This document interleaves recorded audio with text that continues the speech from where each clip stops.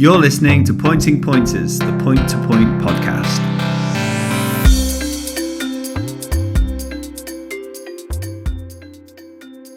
Hello, welcome to episode 4 of Pointing Pointers. I'm Ben Atkins, and before we get going tonight, I've got a small request. We haven't asked you yet, but it does really help us with the numbers of this podcast. If you're watching it on YouTube, if you would subscribe. So if you could do that now, that'd be great. Either there or there on your screen, there should be a little bell. And if you press that little bell as well as the subscribe button, you will get notifications. Speaking of little bells, I am joined by Sam Davies-Thomas. Sam, how you doing? When you put in your notes, link to subscribe, bell joke Sam, I was wondering coming, didn't you? I wonder what was coming. I knew it was going to be something awful, and you did not disappoint. Yeah, I'm good, thanks, mate. How are you? Okay. We need to say hello to our other guest tonight. We are joined by none other than Izzie Marshall. Hello. That was a nice introduction then, Sam. So thank you. Yeah, I couldn't be that rude to you, Izzie. Never. And congratulations are in order, I hear. Yeah, no, thank you. Yeah, been a good summer. So looking forward to next year. For anyone who's not sure, she's not pregnant. She's just got engaged to Joe Hill. Yeah. Which I thought Sam would pick up the opportunity and run with it to give Joe a suitable hammering, but he's a bit slow off the mark tonight. I think I've done that enough in my life, to be honest. I think Joe's getting completely sick of it, to be honest. So I think I'll leave him out for this one. And Izzie, actually, a little segue back to our partners. You feed Redmills as well, eh? Yeah, we've fed Redmills at the yard for a long time. We work closely with our rep, Georgia. She's great. She comes to the yard quite a lot, and we've really enjoyed working with her and getting specific feed for specific horses. Particularly, we've been looking at trying to help those horses that are a bit tighter and probably more prone to tying up. So we're a massive supporter of Redmills, and they're brilliant and massive part of the success that we have. Let's talk a little bit about what's happened since the last pod. We've had racing at Chaddesley Corbett, Larkhill and Weybridge. So let's start with Chaddesley Corbett. I've actually been catching up with Joe Priest, who trained a double on the day with Hidor de Bursay, and that's half the bottle. You may have seen on our socials that we did a little video with our roaming reporter Charlie. Spoke to a very enthusiastic Vicky Stollett about her win, trained by Joe, and I spoke to Joe on voice note this week. Joe Priest, congratulations on training a double at the weekend. We caught up with Vicky Stollett and she was very enthusiastic about her win. Could you tell us a little bit about how that sort of relationship's come about and where you see it going in the future? Hi Ben, yeah, great, thanks. It was fantastic to get off the mark for the season with the double, and absolutely amazing that it was with two of the novice riders on their first ride of the season. So yeah, all was good. Very good day all round, and looking forward to running the rest of the yard now. So yeah, Vicky Solid. Well, what can I say? Yeah, her enthusiasm is just second to none. She absolutely loves the sport, and she's not a jockey full time. She's a mother of two and works very, very hard on her fitness. She's over at Charlie Post's regular, and we go off to Yogi Breisner's for lessons. But yeah, she's a breath of fresh air to have in the yard with her energy and enthusiasm. And yeah, it looks like we've got a nice horse with Hidor de Bursay. She spoke to me. I've known her a few years, and she joined us with a mutual friend, Sally Randall, on holiday. I ride in holidays each year. Vicky joined us this year, and we spoke about her getting a new horse. And then Tom Simmons phoned me in the summer and recommended Hidor, and I thought, yeah, he'd be the perfect horse for Vicky. Going forward, her dream is to ride in the Aintree Fox Hunters, so hopefully he will be the ideal horse over that trip on a flat track, because his jumping is just absolutely spot on. That won't be this season, he's still only 6, so that will be like for the following season. We'll look to qualify him so she can fulfill her dream in riding round there, which is all exciting. For those people who aren't familiar with your setup, you're training down in Ross and Y, in quite a interesting facility steeped in history. Could you tell us a little bit more about that, please? Yeah, Craddock, it's steeped in history here. What a fantastic place to be. I actually only came here temporarily in between yards, but the landlord at the time was Patrick Darling, who unfortunately died last year. However, his daughter is now taking over, so it's equally as inviting here. But like I say, came here temporarily and fitted in. It absolutely suits us down to the ground, the facilities here, because we're a bit old-fashioned in our training. We're on the grass banks most of the time, which we've got loads of. We've got river meadows, we've got the River Wye, which the horses go in after they've run, or if they've got any niggling problems, they spend half an hour walking up and down there. So it's like our own equine treadmill. We've got, they say, 4 different gallops here, and what people, outsiders, have said, we've got one of the best all-weather gallops in the country, which I wouldn't argue with that. There's lots of winners been trained on this gallop. When John Edwards was here, I mean, he trained many Cheltenham Festival winners, as in Pearly Man, Little Polvier, second in the Gold Cup with Yahoo. So it's it's had some very good horses in the stables, and people still come back and visit the place now who used to work for John and say, well, so-and-so used to live in that stable. And it's lovely hearing about the history of the place, and it's a very, very friendly place to be. The landlady, she's absolutely fantastic and works with us. And it's heaven for horses, we call it here, heaven on earth for horses, as in, they're all very happy. We've got, spend most of the time out in the field, or, so it's great. And it shows in their runnings, thankfully. So thank you very much for the voice note, and see you soon. Thanks, Ben. That's great. Joe, wish you best for the rest of the season, and congratulations again. So, Sam, what else did you notice at Chaddesley Corbett? Yeah, apart from Joe, obviously Joe's been, banging in winners year in, year out, to be honest. She has a small string. She always seems to have a couple of winners, well, more than a couple of winners each season. Someone else who's not got such a small string, but he does very well each year, is Dale Peters. He started off his season really well, winning the restricted with Happy Victory. A very, very talented rider who I've felt myself he's probably always underachieved. He doesn't really put himself out there as much as he could. He rides for David Kemp. He's got a yard of his own. He's very busy with his own. But no, he's good that he got off to a good start, and I had a chat with him in the week, and this is what he said about Happy Victory and his season going ahead. Dale Peters, thanks for joining us on Pointing Pointers. The last time I actually saw you was actually on ITV Racing, so you dropped down a bit for this, but thank you very much for joining us. You started off the season really well at Chaddesley Corbett with Happy Victory winning the restricted. Can you tell us a bit more about him, how you acquired him? Obviously, he's got a bit of experience in Ireland with Gordon Elliott, and can you tell us a bit how you found him and your plans going forward with him? Hi Sam, hope you're well. The ITV interview was rather entertaining, I think, for everyone else, bar myself. But I've had quite a few comments and messages about it, so that's been quite funny. Yeah, it was a good start at Chaddesley. I thought he'd run well, probably thought he'd need the run. Haven't been overly hard on him at home, as he is a little bit of a character, shall we say.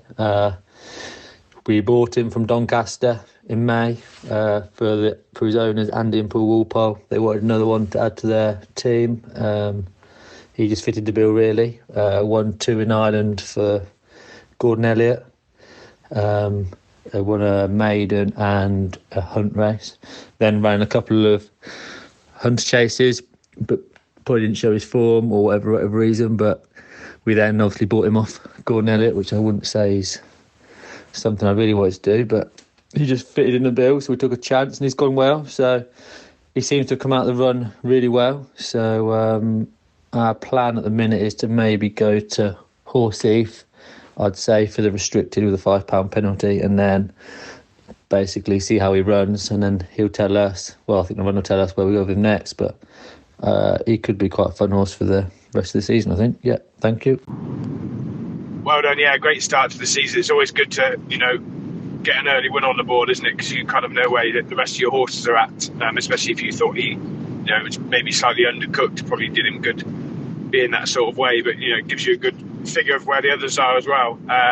Could you give our listeners a couple of horses to maybe look out for in the coming weeks that kind of showing the right signs at home? And how many horses have you got to go at this year? Yeah, exactly that. It's nice to see him go out on the course and do what you hoped. Like I said, I think they were definitely both undercooked, but ready to go and do themselves justice. Just thought they'll both definitely come on for the run, which hopefully they do, which could be quite exciting. The 16 in full work. I think the owners definitely this year backed me. We bought 4 nice Irish maidens. One or two of them are showing quite nice things. The one that was third at Chaddesley Corbett, Largy Pearl, he did everything nicely. We learned quite a lot about him the other Sunday at Chaddesley. Funny enough, if he'd have said to me one of them would have won, I'd have said the maiden, because he's been doing showing some nice signs. We've got some lovely 4-year-olds that, they'll go 5, turn of the new year. One of them will be out hopefully mid-January. He shows quite nice things. He's not named yet. I'd say we're strongest in the younger horses this time.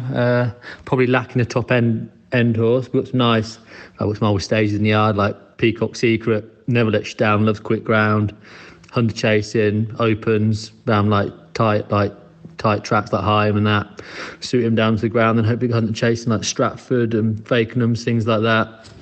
The Unmentionable, they're good stalwarts. They're no world beaters, but they're good stalwarts. But I think the nicest horses, the ones that are exciting, will be some nice maidens that hopefully one or two of them might be in a year or two's time quite exciting. So yeah, I think it's quite exciting times. Hopefully it carries on. So Sam, to Larkhill now, and I believe you've caught up with Jimmy King, who's been having a good time of things as well. Yeah, I had a chat with James. He's kicked off the season well with 5 winners. He had 2 winners at Larkhill. He actually also rode in the bumper, which headed the card actually when he was third on one of Max Comley's. That I thought actually looked quite a competitive contest. Miles Osborne, again, displaying his talents, training with a Biddick on board. And then Jimmy was back in third with Kelly Morgan's horse in second. So I thought that was a competitive race. But yeah, I had a chat with James. I was actually really intrigued about the trainer of the maiden, Eamon O'Donovan, who's only had 2 runners. So yeah, I had a chat with him in the week, and this is what he said as well. James King, thanks for joining us on Pointing Pointers after what's been a great start to the season with 5 winners. 2 of them came at Larkhill at the weekend. Was that something you expected? And can you tell us a bit more about the 2 winners, please? Hi Sam, yes, great start to the season, and yes, going to Larkhill on the weekend, I knew I had a few good chances and sort of fancied them to run well. To come away with 2 winners was great. The first of them was a lovely big 4-year-old by Schiaparelli. He's a strapping, great big frame of a horse, about sort of 17 hands plus. For him to sort of go and do that on debut was really quite a take-in performance. He overcame plenty of green moments during the race, but he overcame them well and hit the line hard and took me a good time to pull up afterwards. I think going forward, he's going to be a horse to look forward to under rules, and his future will probably lie in sort of staying chases and whatnot. He's got a great page. He's sort of half of the twig and plenty of other winners. So no, fingers crossed he can have a bright future. And the second of my winners, Grace of Uonki. I saw him enter at the beginning of the week, and I know Stan Shepherd very well, so I gave him a ring, and lucky he put in a good word to his mother Nikki. He had plenty of back class under rules, and it was just a case of getting him to enjoy racing again. Just got a good start, jumped off well, and after about a mile I knew he'd win. He took me into the race. Then he jumped from fence to fence and sprinted the way at the line. So no, very taken performance by him, and hopefully plenty more to come from him. And he should be plenty of fun for connections going forward. That's perfect. Yeah, it looked like a good competitive maiden, actually. And what I'm intrigued to know more about is the trainer, Eamon O'Donovan, I think you say his name. Last time I ran him in 2020, which was also a winner. So he's only had, from what I can see, 2 point-to-point runners and 2 winners. Can you tell me a bit more about him? And has he got many others to be running this season? Yes, no, definitely on paper it was a very competitive maiden, and for him to do it like that on debut as a big raw 4-year-old and to overcome the greenness was a very impressive performance. And like I said, his future will lie under rules and stay in chases. So no, fingers crossed for him for the future going forwards. And no, Eamon the trainer. That's his second runner and second winner. He had his first runner in the 2022 renewal of the race last year with a horse called Matchdam. Tommy O'Brien rode him, and he beat a horse of Chris Barber's called Mount Etna, who actually ran again in the race that his other horse won on the weekend. So absolutely great 2 runners, 2 winners for Eamon, and hopefully the strike will continue. We actually were due to have another runner later on in the card in the restricted, but sadly he cut himself on the box travelling over, so we couldn't boost the strike any further. But it was actually Ed Bailey who put me in touch with him. Eamon's partner works for Ed Bailey, Ed Bailey's farm and bloodstocks of Empire, so to speak. So thank you very much to Ed Bailey for putting me in touch, and hopefully myself and Eamon can team up again in the future. Touchwood. That's great. Very well done again. And all the best for the Christmas period. Don't eat too much turkey. Good to chat with James. And also another winner from Larkhill was our brother John, trained by Alan Hill. Is he a horse that you probably know quite well, ridden by Walter, the novice rider in the yard? Can you tell us a bit more about that? Yeah, our brother John had been running under rules in the summer, and he had a wind up since his last run at Fontwell, and it was a brilliant opportunity for Walter, who's the novice rider in the yard, to have a spin on a different horse in a restricted, and he gave him a perfect ride, road to instruction, which Alan always loves, and our brother John seemed to sprint away out the back of the last really well, so we're all really pleased and very happy for Walter and his owner. It was brilliant. Good. And I was actually intrigued talk about as well, then you go on to Alan Hill and instructions. You've obviously ridden for Alan for a long time. How has he helped you kind of progress in your career, as in a man with such experience in the saddle as well as training? How's he helped you? Yeah, that's the thing. He's not only a brilliant trainer, but he's got so much insight as a jockey as well. So having that experience reading a race situation, he can put his sort of mind and into the race situation and help me understand what could happen. And no, it's really helpful. And obviously things don't always go to plan, but we definitely talk tactics quite a lot throughout the week when entries come out. And every Thursday night, probably sounds a bit boring, but we have a meeting, me, Joe, Alan and Lorne, and just talk about what we're going to run and do our homework. And having Alan, Lorne and Joe, who've all ridden hundreds of winners between them, is so helpful for me. So it's a massive asset for us and for me. More importantly, how much red wine do you get through in those meetings? They can go on. So quite a lot of alcohol can be consumed. That's why it's done on a Thursday. That's why it's on a Thursday, not a Friday night. You're riding on the Saturday. Yeah, you kind of get your instructions from Alan, and then Joe gives you the final leg up and says something else. How do you always listen to the name above the door, or how does that work? No, I think the point of the Thursday night meetings is that we all sit around the table and talk about it together, and what head gear should we put on a horse, and if I'd schooled a horse in the week and what I thought and how did it work, and then maybe some of the horses that are still in the yard Joe had ridden a few years ago, so we all sort of say our bit and then have like a final discussion. So by the time we get to the races, we've got a pretty clear-cut plan on what we're going to do. So luckily we don't ever get too many conflicting opinions on race day. So no, it's all pretty smooth. Sounds a lot better than what I was used to back in the day anyway. Yes. Sam, what happened to the man who stole an advent calendar? I don't know, Ben. You got 25 days. Come on, baby, it's Christmas. So let's move on to talk about Weybridge. I believe that one Gina Andrews, that little pesky pal of yours, had a winner, Sam, at Izzie's expense, actually. She did, yes, I did. I thought Izzie had got the perfect run up to turning in, to be honest, and I thought she nicked it on the outside of 4. He's not very often gone off outside of a field recently, is he? No, I was on Hawkhurst. He was 11-1. Quite long odds for him, but he ran really well. We're really happy. Well, would have loved to have come back in the winner's enclosure, but we were very happy. Yeah, no, it turned out to have been a good finish. He knuckled down, didn't he? And single for Saga, obviously. You were giving her £7, is that right? Yeah, I think we're just giving her that mare's allowance. But Hawkhurst has got a bit of a bad rep for being a monkey. We've talked about it extensively on this podcast, actually. Johnny Bailey's favourite horse. We've talked about it plenty of times. We know all about Hawkhurst. But to be fair to him, he's won 16 points now for us. And I think Joe's pretty sure that there's only one other horse in training pointing that's won more, and that's Southfield Theatre. I think he's won 18.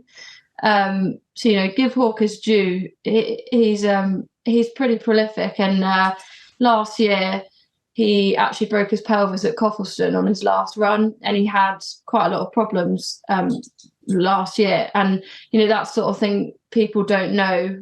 Compared to under rules, you have the vet's notes and the reports and stuff like that the public can read, but pointing obviously you don't have that.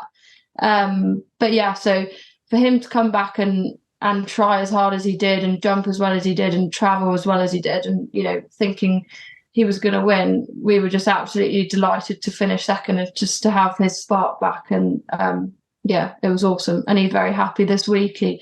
He was marching around today with well in the yard, so very, very happy with him.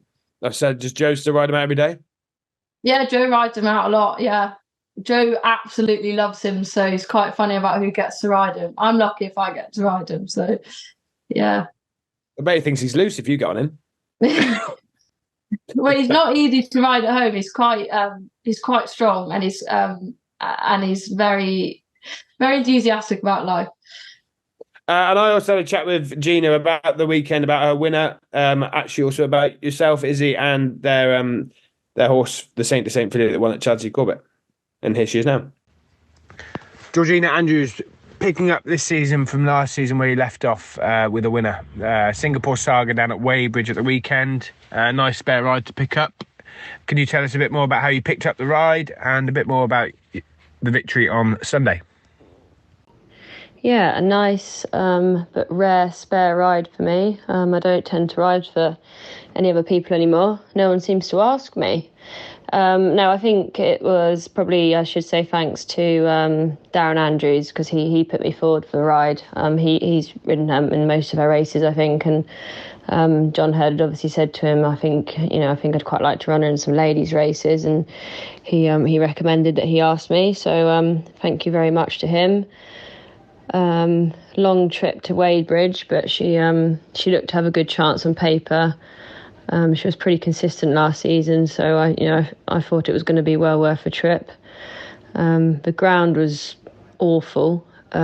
She didn't really enjoy it, and to be honest, I was never really happy. I didn't really think I was going to win until I turned in, but she stuck her head down and tried for me, and she won by a couple of lengths in the end. Thanks for getting back to me, Gina. It only took you 24 hours. I know you like to spend most Mondays on the hunting field, so I appreciate you've been very busy.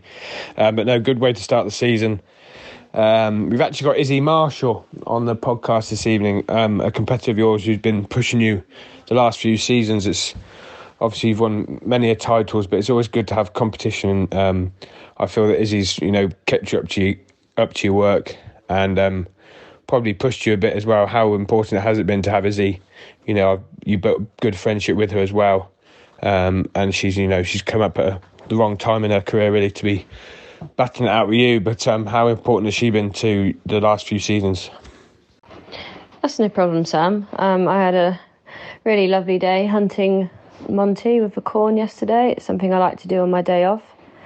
But no, going back to Izzie, she's become a really good friend over the years, and I sit next to her most weekends in the weighing room, and she's become a really established little rider now. You know, she's been snapping at my heels the last few years, and she's you know, I think it's nice to have a bit of healthy competition.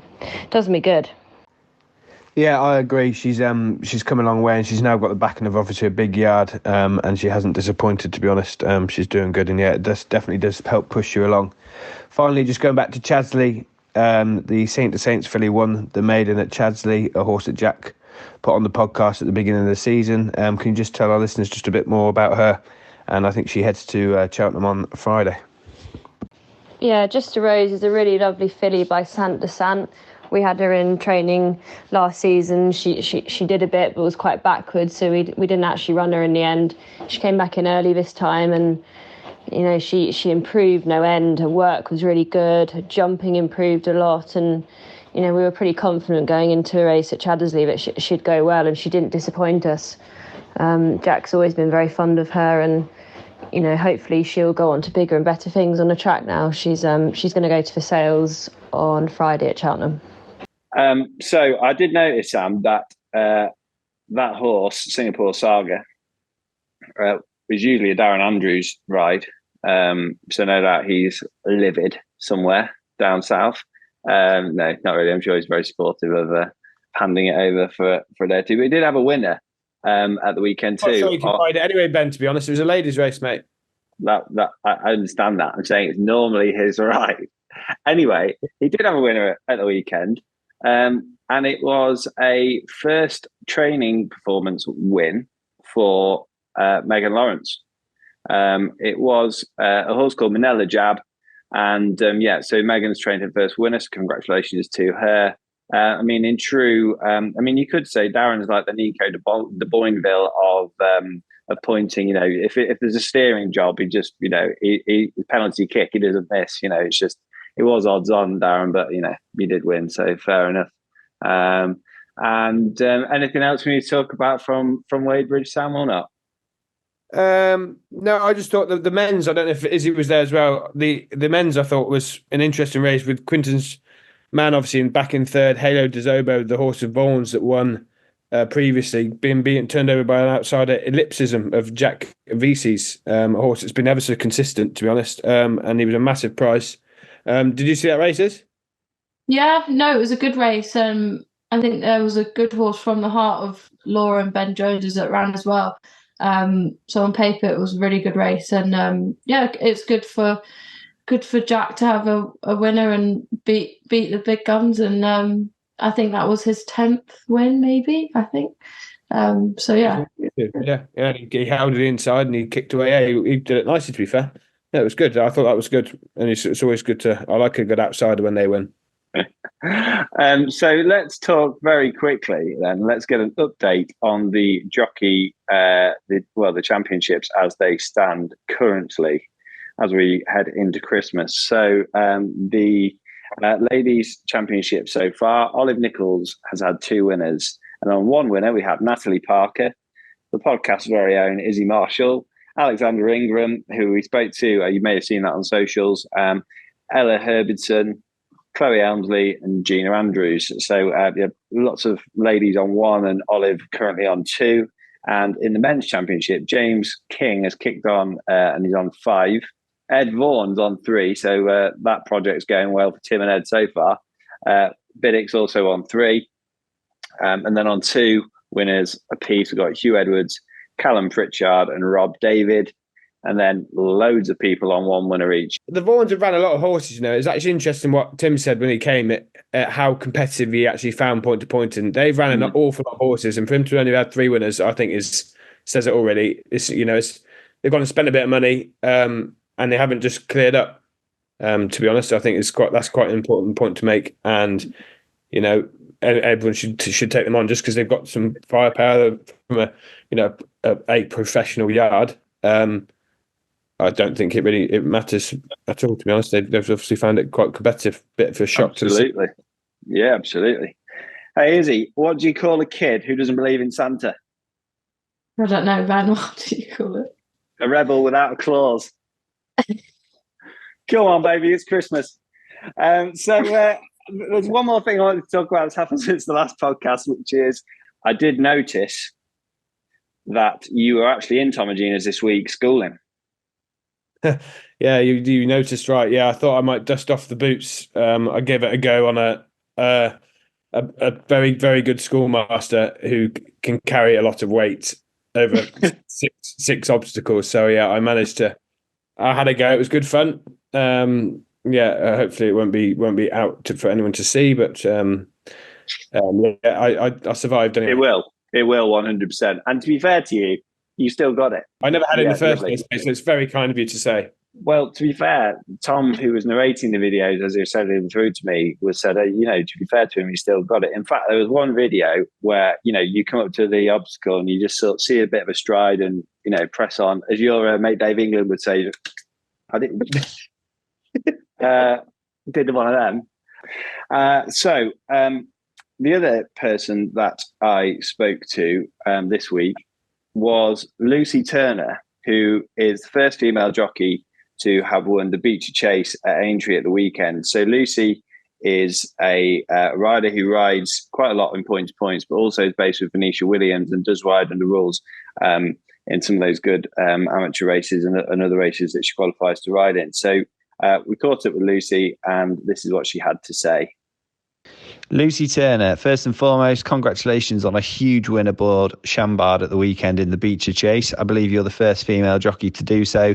Cracking ride for Venetia Williams, who is in red hot form, it's fair to say. First of all, you must be delighted. Oh, thank you very much. I think delighted is an understatement, really. He's what he did on Saturday was fantastic, and what a spin he gave me. So, as I said, you're based with Venetia, and we see you riding under rules plenty, but I believe you are from a pointing background and continue to ride point to points quite regularly. Yeah, me and Mum and Dad, we had a few pointers a few years back, and that was great for getting me started. They took me to some great places. I had my first rides over the national fences on Richmond, and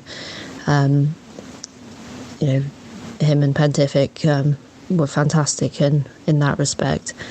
Not so much riding pointing now, but that's just sort of work commitments, and things have got busier there, so I was struggling to do both. And Lucy, we have seen that it can be pretty formative for jockeys riding under rules to start out in pointing, and obviously you're doing both and mixing it under sort of both codes. What sort of a help has pointing been for you in terms of getting traction and riding in races such as the Beecher? I think pointing gives you such a good grounding, and you can get so much experience from riding pointing, and it can just give you a bit of a leg up to those, slightly bigger days in the amateur ranks with the fox hunters. And, that's good experience going forward for, days like Saturday. And it's been fantastic, really, for that. I wish you all the best for the rest of the season, and congratulations again. Let's concentrate on the future. We've covered the last few weeks pretty extensively there, so that's great. So, if you're on Twitter and other forms of social media, you'll notice that the Northern Point to Points are very good at doing bits on the socials, and they've been keeping everyone up to date with the entries for Anik, etc. Have you got anything going up there at the weekend, Izzie?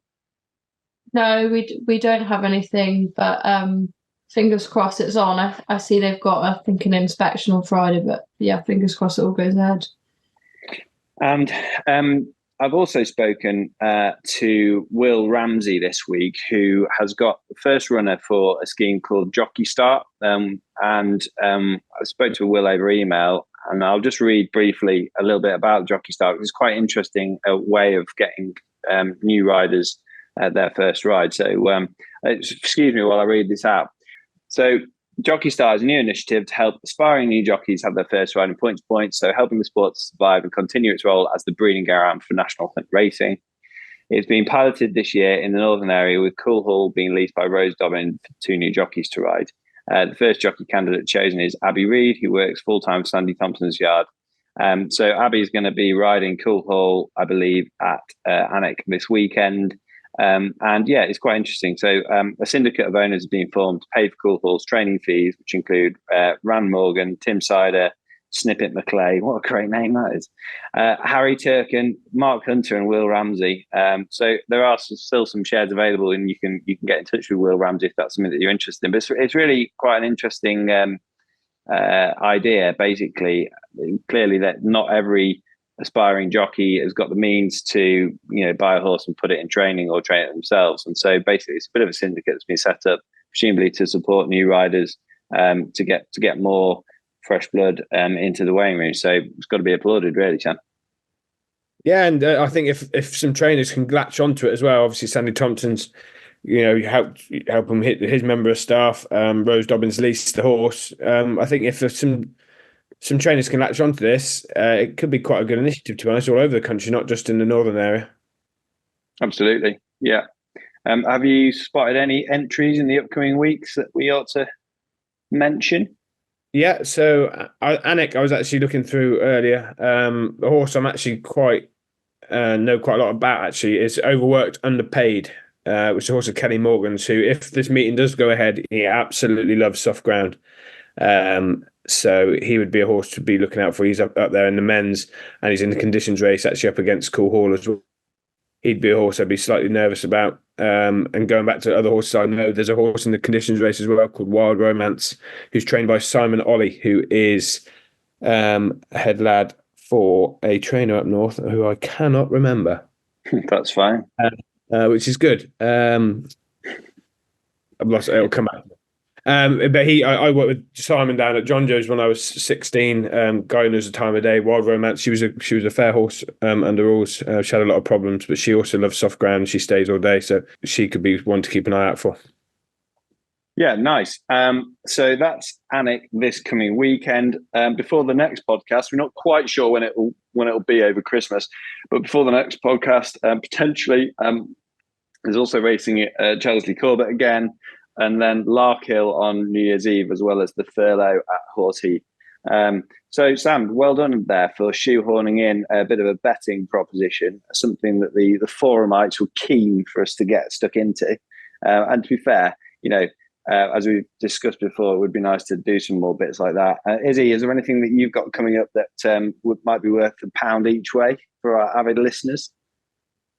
I've got some nice rides at Horseheath on New Year's Eve, and one of them is Cooler Park, who's probably one of the best horses we've had in the yard in the last few years.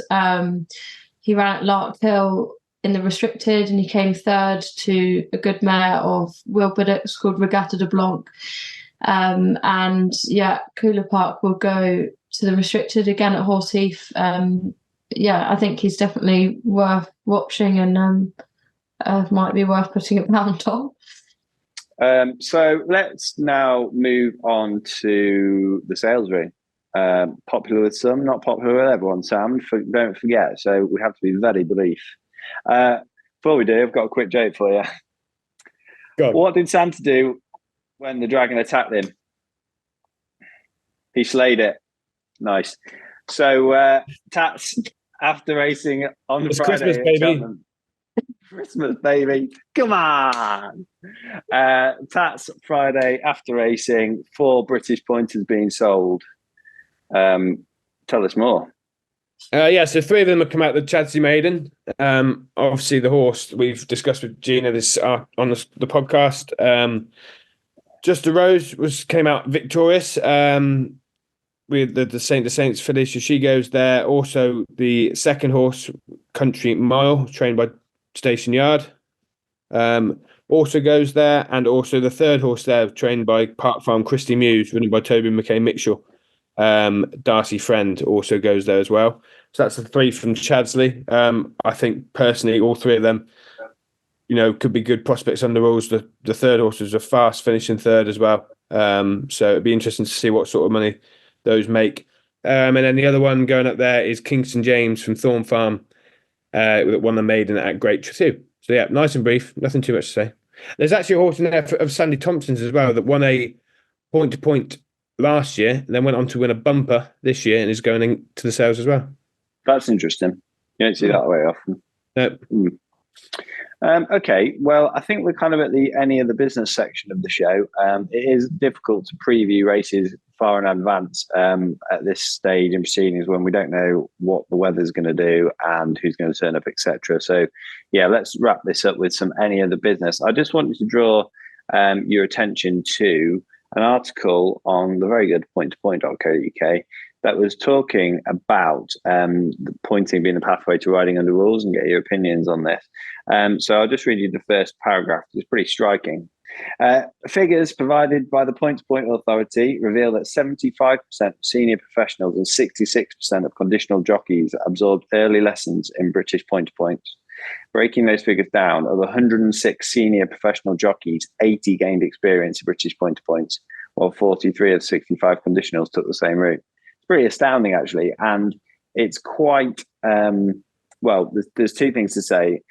Someone was saying recently, I can't remember, that a lot of young jockeys seem to be sort of trying to skip the pointing process, and this is probably a good illustration of why that might not be a smart move. But it's pretty astounding that these the sheer volume of riders that have started pointing. Yeah, it's definitely. Yeah, it's kind of, it's a good way to learn because you're not in the eye of the cameras all the time. You can make mistakes.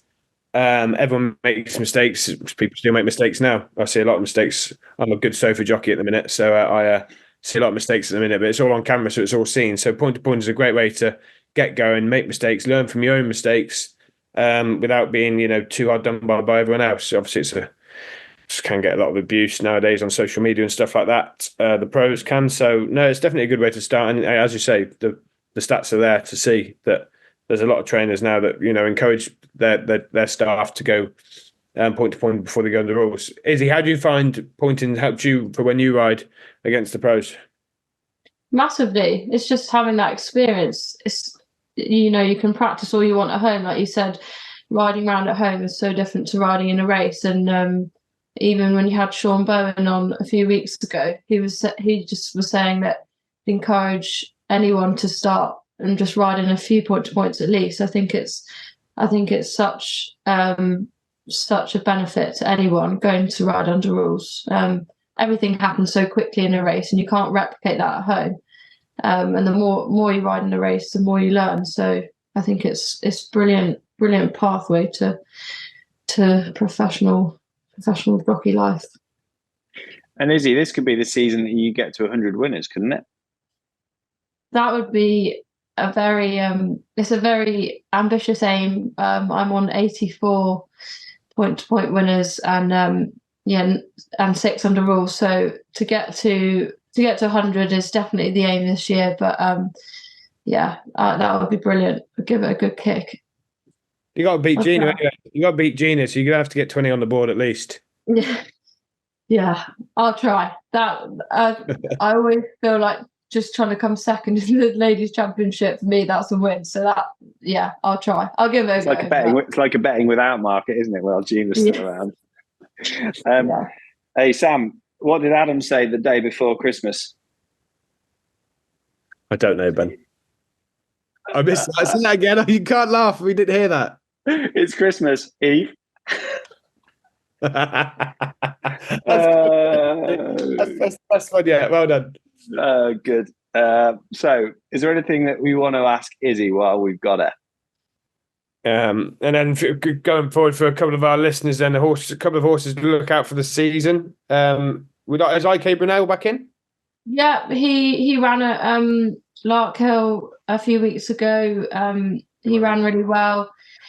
He'll come on for that, and he'll hopefully pick up some point-to-point wins this season. That's his aim, to to get him back into the winners enclosure. A horse I love myself is Urban Grit, who actually came second at Babby Rings. He's such a dude, and he's got a bit of a reputation at home for dropping people. He's quite a character.